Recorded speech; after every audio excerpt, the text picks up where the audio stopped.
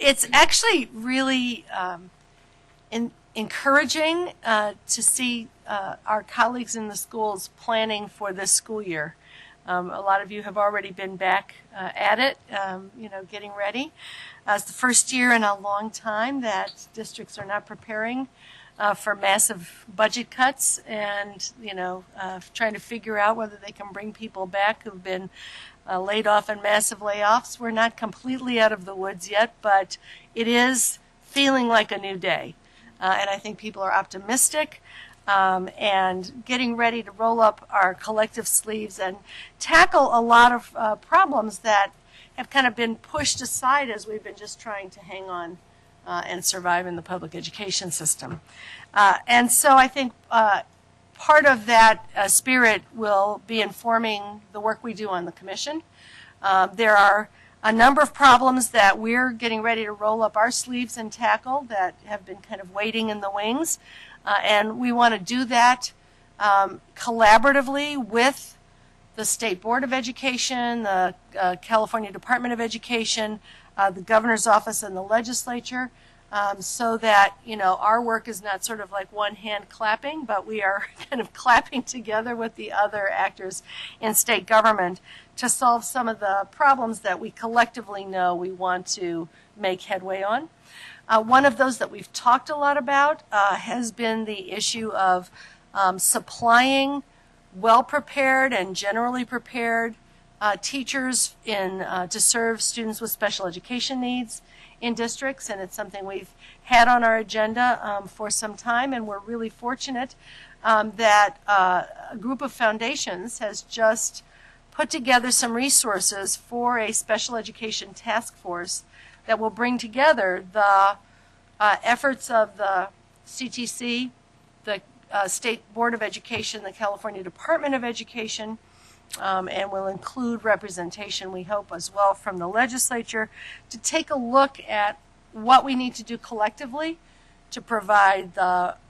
right resources in the right ways with the right kind of training and the right kind of service delivery models to move us forward and enable all of our students to be able to master the Common Core state standards and to be able to be sure that our classrooms are well staffed to serve students in inclusive settings in ways that are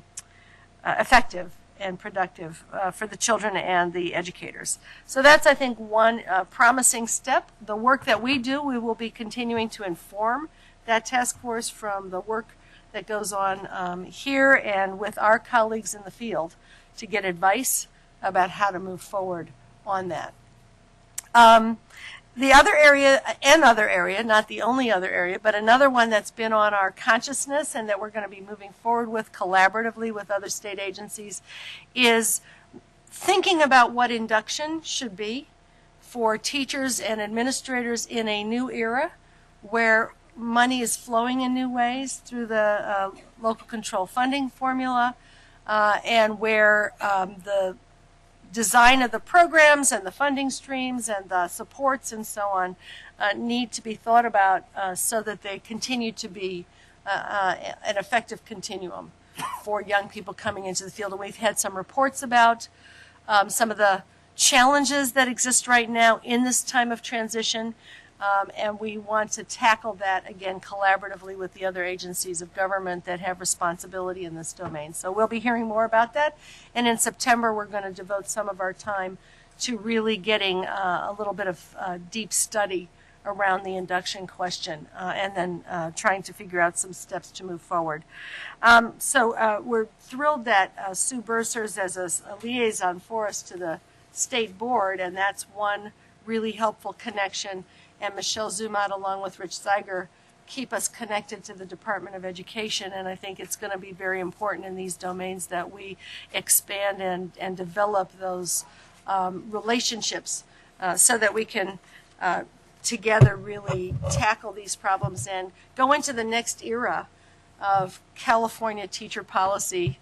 I don't know if we're in 2.0 or 3.0, but that we can do that together.